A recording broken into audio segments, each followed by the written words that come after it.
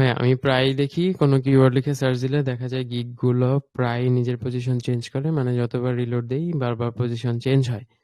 যেমন কিছুক্ষণ আগে দেখলাম মাত্র ২টা রিভিউ পাওয়া একটা গিগ একদম ফার্স্ট পেজে ফার্স্ট লাইনে, বাট রিলোড দেওয়ার পর পজিশন চেঞ্জ হয়। আমি কিন্তু লো কম্পিটিশন কিওয়ার্ড লিখে সার্চ করি, এই জিনিসটা কেন হয় কাইন্ডলি বলা যায়? আচ্ছা, এটা অলরেডি আমরা বলে ফেলছি। ফাইবার অলওয়েজ রোটেট করতে থাকে, রোটেশনের মধ্যে চলে গিগগুলা, যেহেতু একটা মার্কেট প্লেস। এখানে অ্যালগোরিদমের উপর বেস করে অ্যান্ড ইউজারের প্রেফারেন্সের উপর ভিত্তি করে, ইউজারের পাস্ট এক্সপিরিয়েন্স বা পারচেজ হিস্টোরির উপর ভিত্তি করে ওকে ওর মতো কিউরেটেড কন্টেন্ট দেখায়। যদি সহজভাবে বলি, সহজ এক্সাম্পল দিই, সেটা হলো ফেসবুকে আমরা যখন ব্রাউজ করি তখন আমি যেসব পোস্টের সাথে বেশি ইন্টারেক্ট করতেছি, যেসব পেজের পোস্ট গুলোতে আমি থামতেছি, ওই পেজ বা ওই পেজের সিমিলার পেজগুলাই আমাকে বেশি বেশি দেখাবে, ওই কন্টেন্ট গুলাই আমি বেশি বেশি দেখবো। এটা হলো ইউজার কিউরেটেড, কি বলে, এক্সপ্লোর অপশন, তাই না? মানে টাইমলাইন।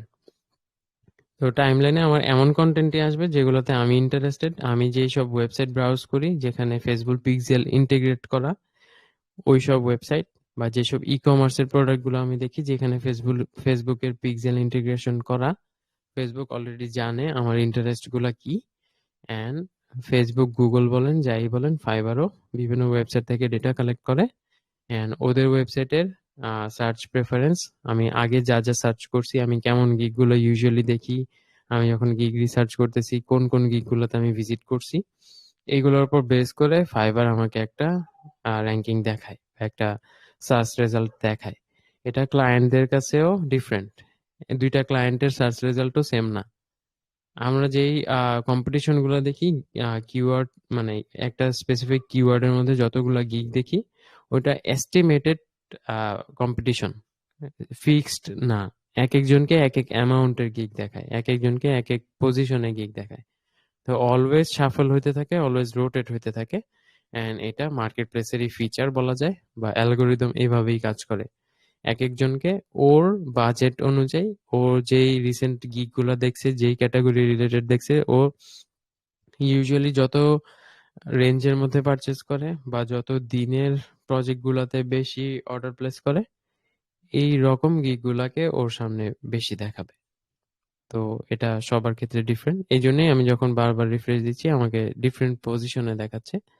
কারণ হয়তো আমি গিগ রিসার্চের জন্য বের হয়েছি, ফাইবারও কনফিউজ যে আমি কি খুঁজতেছি, এই জন্য আমাকে ডিফারেন্ট অপশন দিয়ে দিয়ে ও দেখতেছে যে কোনটা আমি পছন্দ করি। তো হ্যাঁ, ইউজার কিউরেটেড কন্টেন্ট এইভাবেই কাজ করে, আমার প্রেফারেন্সের উপর ভিত্তি করে সার্চ রেজাল্ট চেঞ্জ হয়।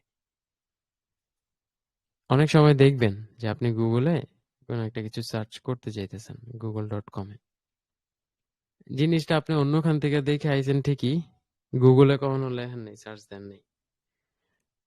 একটা ওয়ার্ড লেখার পর ওই সেম সাজেশনটাই গুগল আপনাকে দিতেছে, বাকি বাকি লাইনটা, যে আমি অ্যাকচুয়ালি এটাই খুঁজতে চাইতেছিলাম, এটাই আমি লিখতে চাইতেছিলাম, কিন্তু গুগল অলরেডি জানে এটাই আমি লিখবো।